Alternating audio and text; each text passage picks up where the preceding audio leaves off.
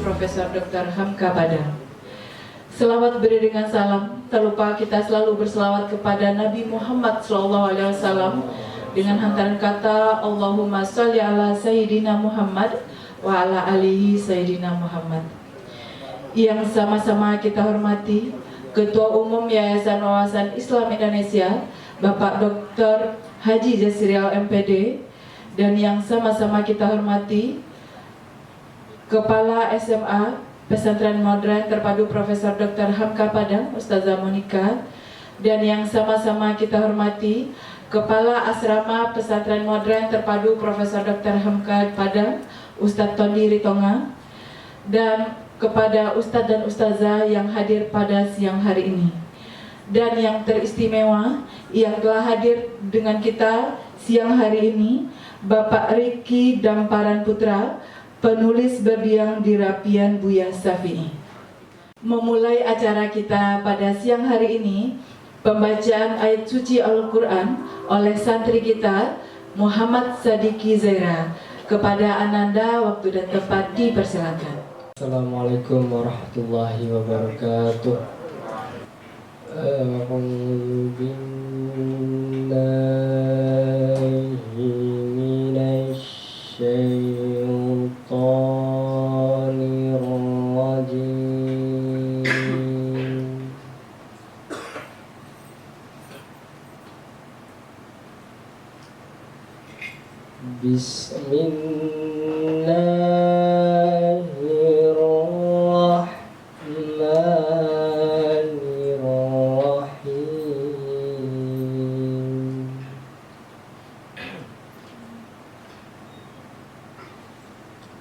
Innal ladzina kafaru sawa'un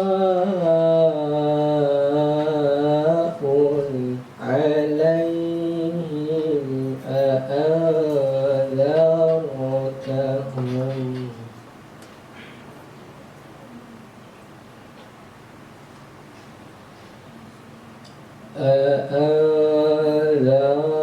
a'anzartahum am lam tundirhum la yu'minun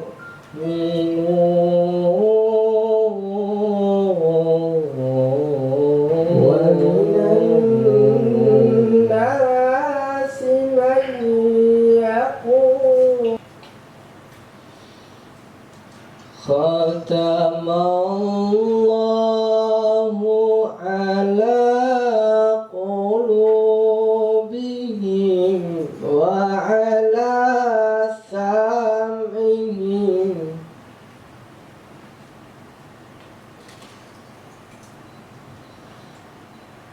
wa ala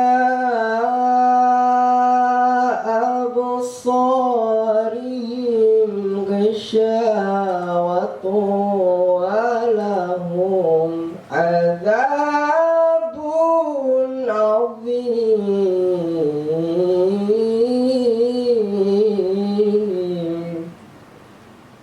Terima kasih kita ucapkan kepada Ananda Muhammad Sadiki Zaira. Semoga dengan pembacaan ayat suci Al-Quran tadi mendapatkan keberkahan acara kita pada siang hari ini. Selanjutnya, sambutan Ketua Umum Yayasan Wawasan Islam Indonesia, Bapak Dr. Haji Jasrial MPD. Kepada Bapak dipersilakan. Assalamualaikum warahmatullahi wabarakatuh. Riki Damparan Putra, penulis berdiam di Perapian Buya Syafi'i, yang kita hormati. Selamat datang, Riki. Beliau ini dikatakan dari Lumpo, ya. Besar di Pasaman. Beliau seorang penulis dan pengajar di Presiden University juga, sekaligus peneliti di Maring Institute. Buku ini sudah kita miliki, kalau tidak salah sudah ada di pustaka, ya. Ada 100 buku menulis berdasarkan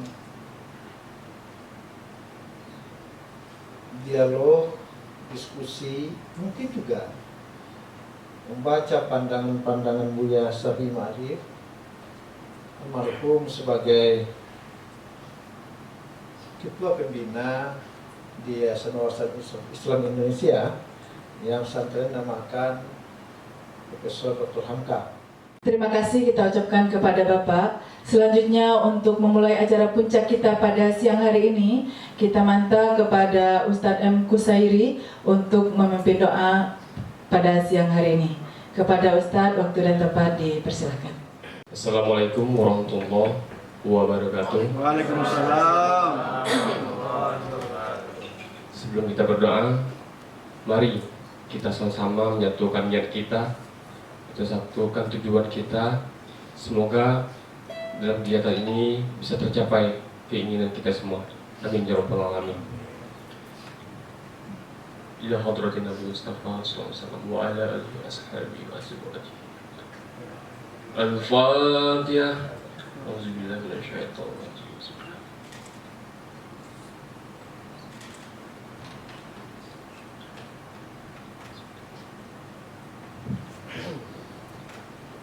أعوذ بالله من الشيطان الرجيم بسم الله الرحمن الرحيم الحمد لله رب العالمين حمد الحامدين حمد الشاكرين حمد النائم حمد يغفر نعمه ويكافئ مزيدا يا ربنا لك الحمد كما ينبغي لجلال وجهك الكريم وعظيم سلطانك اللهم صل على سيدنا محمد وعلى آل سيدنا محمد اللهم اغفر لنا ذنوبنا ولوالدينا وارحمهما كما ربيانا صغيرا لجميع المسلمين والمسلمات والمؤمنين والمؤمنات الأحياء والأموات إنك على كل شيء قدير. Selanjutnya, acara kita pada siang hari ini adalah ceramah dan diskusi oleh Bapak Riki Damparan tentang refleksi pemikiran Buya Profesor Dr.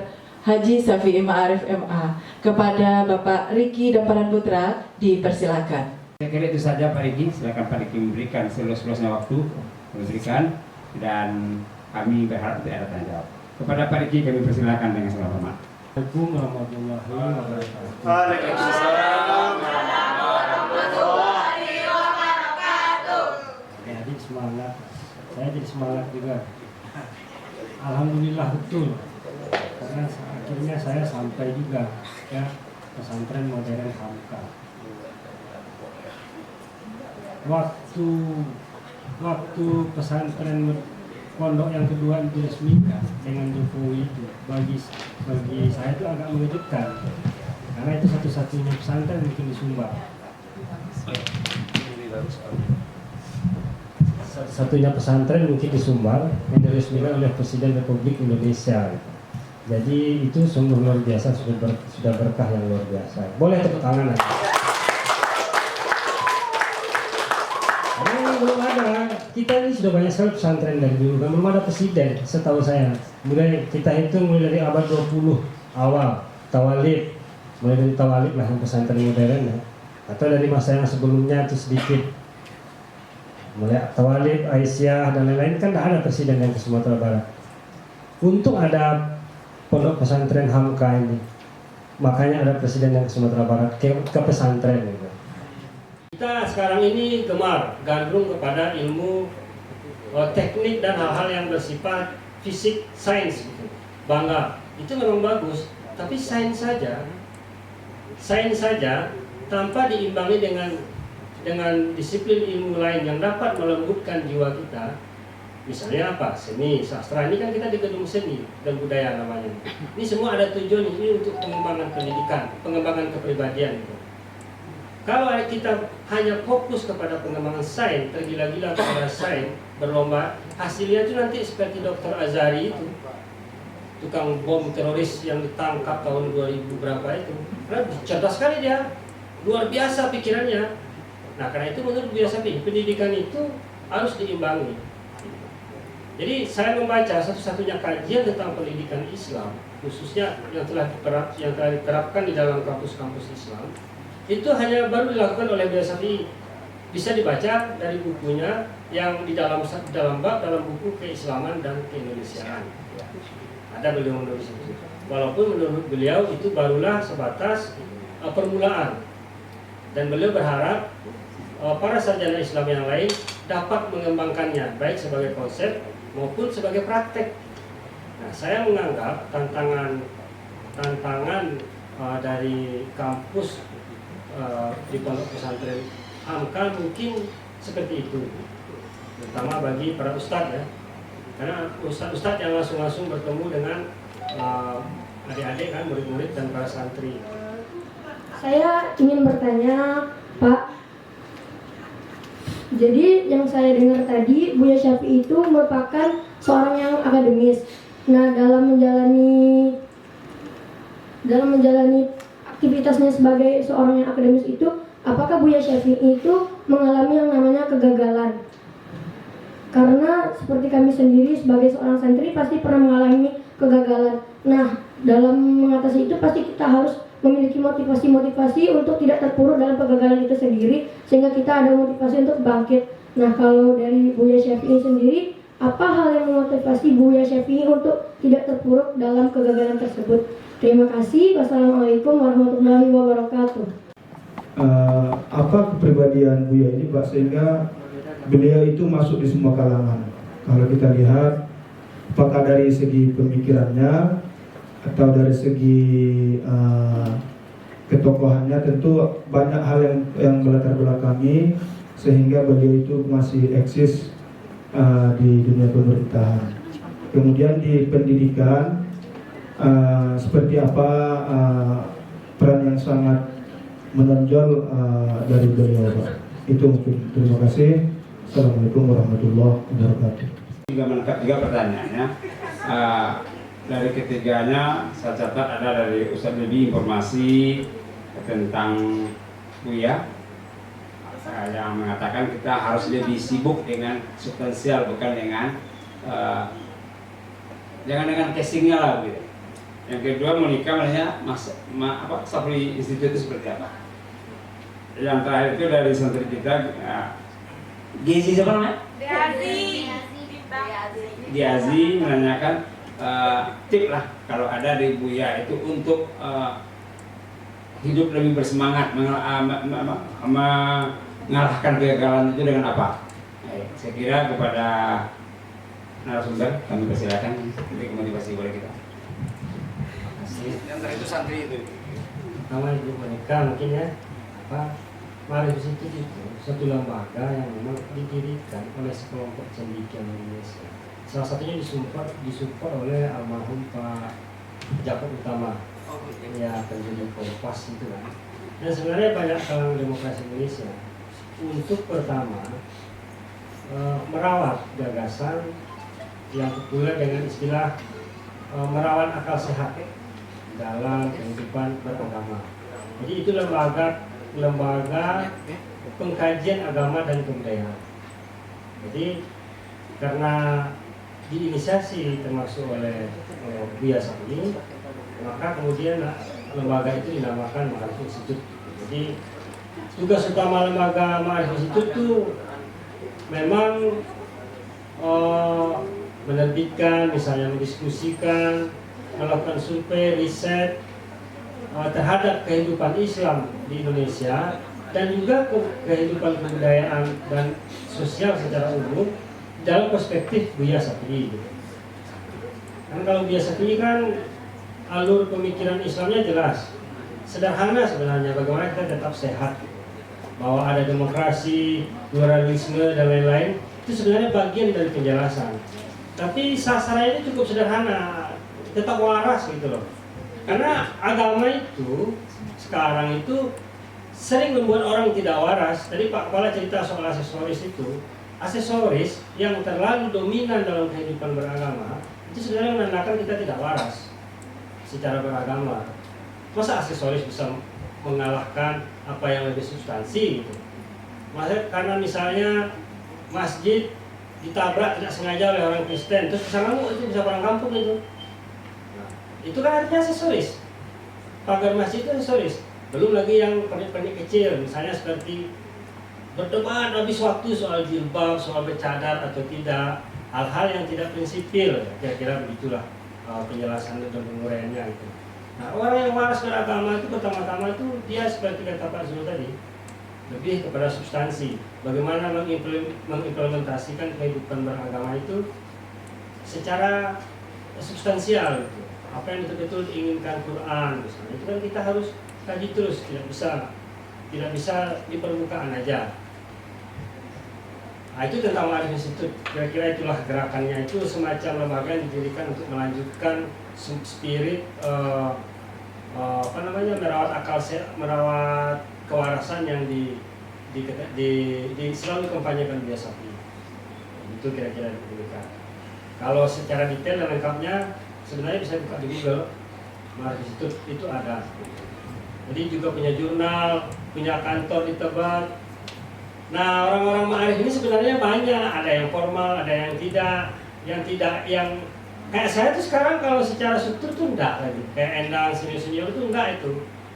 David yang angkatan saya itu sekarang tuh ada anak-anak muda yang lulus, beberapa saya kenal, beberapa enggak.